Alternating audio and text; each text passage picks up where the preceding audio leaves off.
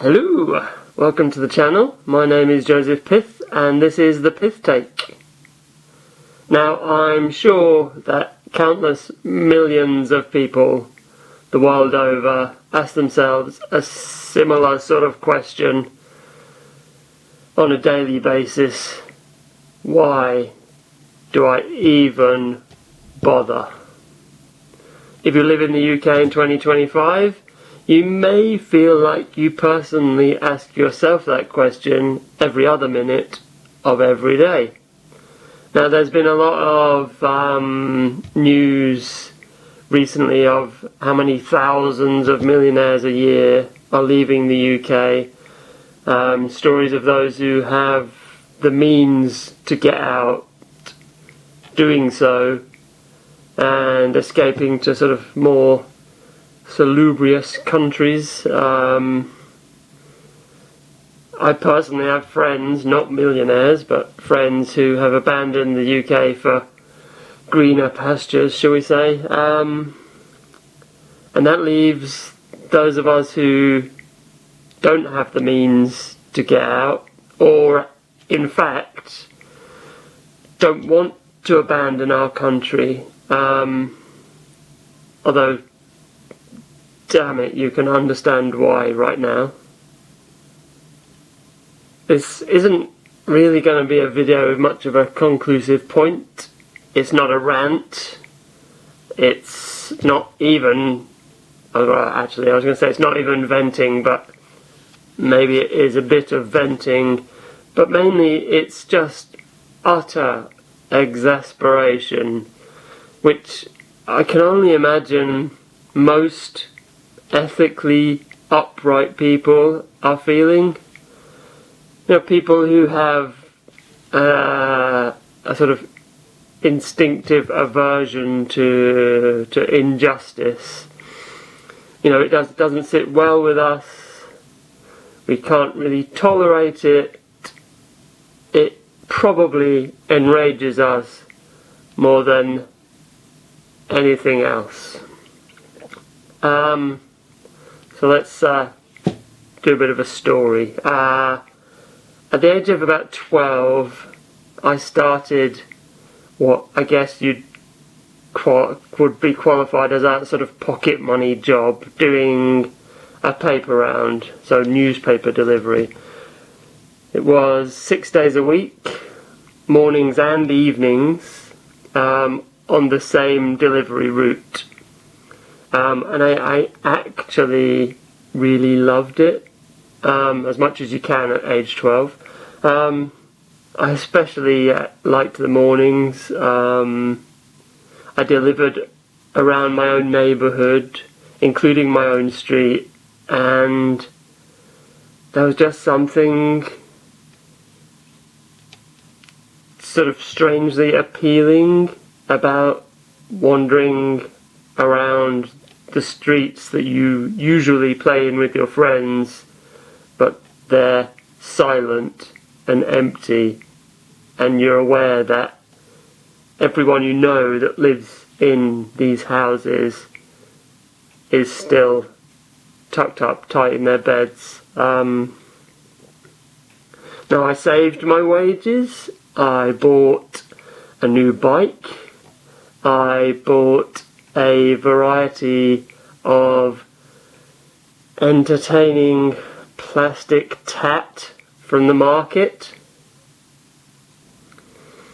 Now I did that for quite a while, probably through till like 14, 15 years old. In later teenage years I did a cleaning job at a school. It was 2 hours a day, 5 days a week, working predominantly on your own, which I liked, although I didn't especially like the job. Although on the upside there was a really hot girl that worked in the same school doing the same cleaning work in a different section of the school. The kind of girl that you kind of guess was never really going to look twice at you. I saved my wages. I bought another slightly more fancy bike. I bought some slightly more edgy plastic tat from pretentious shops. I also lied to the really hot girl about owning a Volkswagen Golf, which obviously is realistic, age 17. And that's something that said really hot girl. Now my really hot wife has not let me forget. So then at age 19 we made the impulsive but ultimately time-tested decision to get married. Actually getting married age 20.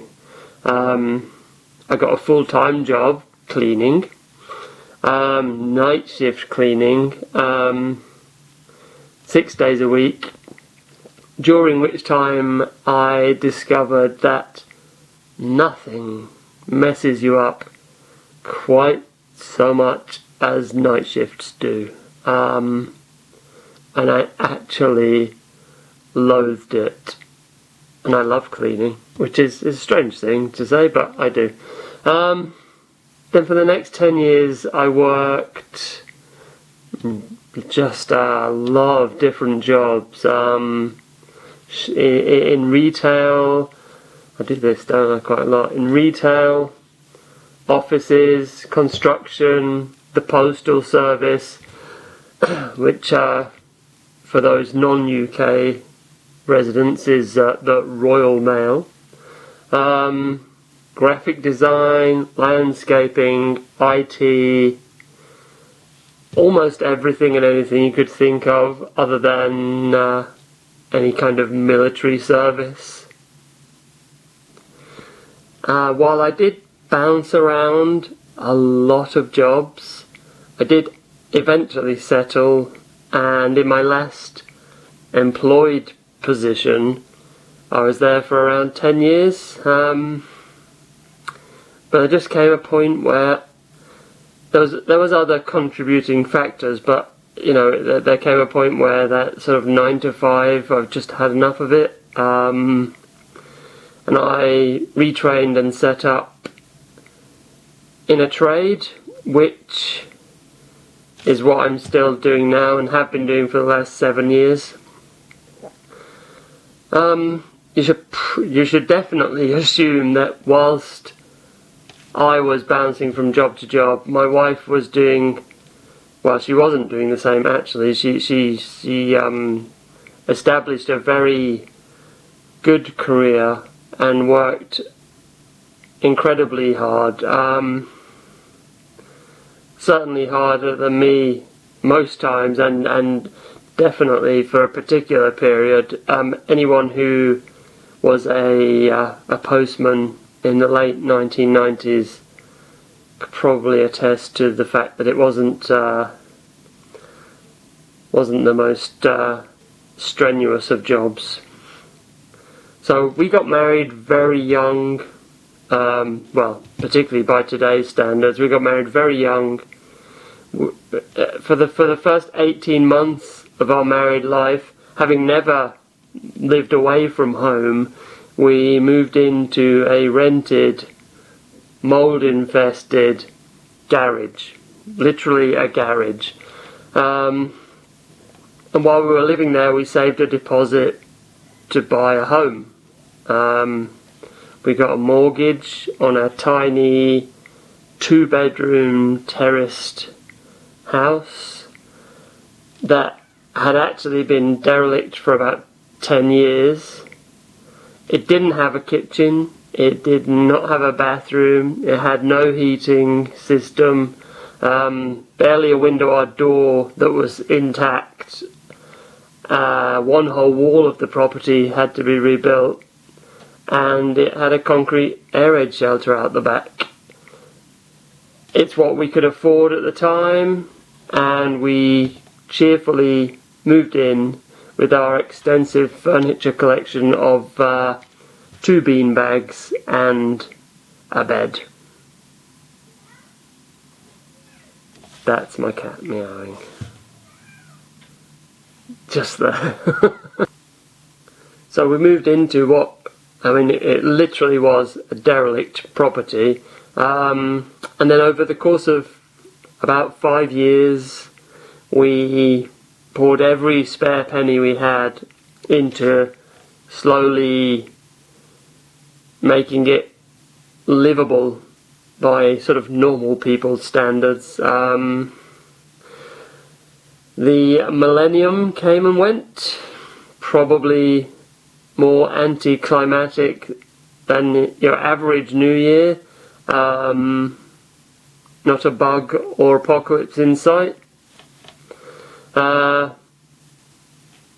not long after that we sold that house, made a little bit of money on it, put that against a loan on a new home, a home which we're actually still in now, more years later than I care to think about.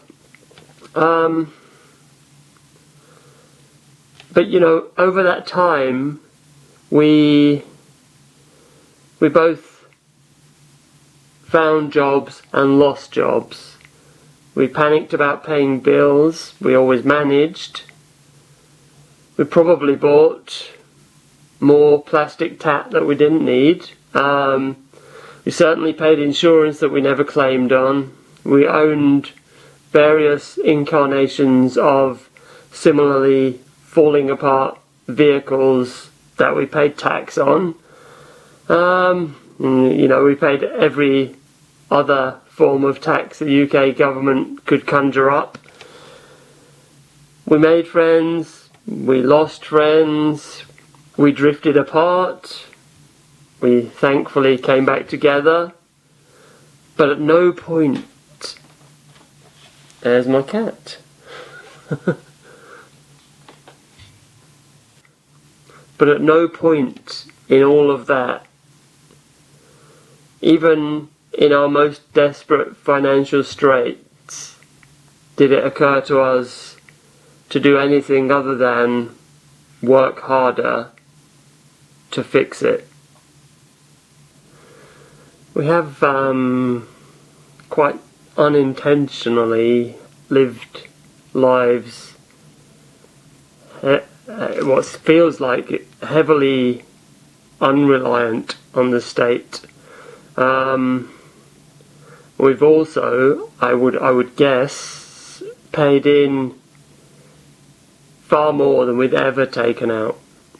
Now I'm sure someone's probably going to counter that with some statistics, possibly legitimately so, but it does feel that way, like we have paid in far more than we have ever taken out. I mean, I can count on both hands the number of times I've been to see my doctor in the last 30 years. And none of that upsets me.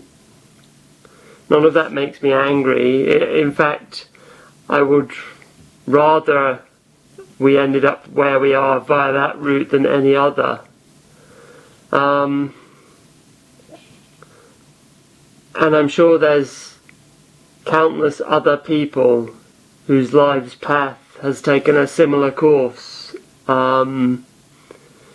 You feel like you made all the right choices and you weren't a burden on society, and that wasn't necessarily through instruction or direction. It's almost sort of instinctual. It just felt like the right thing to do. You've been a productive, upright member of society. And for myself, that's the case up to the point when your eyes are opened a little and you kind of realise that society didn't keep up its end of the deal. And you look around and you notice that there are hundreds of thousands of people who have drifted through life right alongside you on a far less troublesome and arduous path, almost leading an inverted version of the life you've had, whose grabbing hands, that's definitely a target audience reference, but whose hands have taken out far more than they have ever put in. And once again, you find yourself somewhat inevitably asking the question, why do I even bother? And the worst part of that is I don't really have a useful answer, because you can't get off the wheel now, can you? Can you? You can't stop. You've chosen your path. You're the worker. You're the productive unit. If you step off the wheel now, even just to catch a breath, there's no support for you, for people like you. You made your choice. Now, that might sound like I'm a little bit envious of the position of the freeloaders of society, and I don't care if that sounds a bit harsh. I'm just saying it like it is. I'm not envious of their circumstance, not at all. I would choose the path of the worker every time. The frustration is the injustice of a system of government that is rewarding people who are choosing to play the system, and is penalising those upright citizens who are paying into the system. Now you could say, well, more fool me for not doing the same. Yeah, sure you could. But eventually, as Baroness Maggie once said, well, I'm not sure she was a baroness at the time, but as Maggie once said, eventually you run out of other people's money. And so, unlike the millionaires, we're not in the position to say, you know what, I'm done here. As I said in the opening, many of us wouldn't actually want that if we could have that. We're willing to stay and to work and to make something better. But there's just far too many people who are perfectly comfortable and enabled, it has to be said, to do otherwise. And for as long as that's the case, what then? You know? And you come back to it again. Why do I even bother? I'll see you in the next one.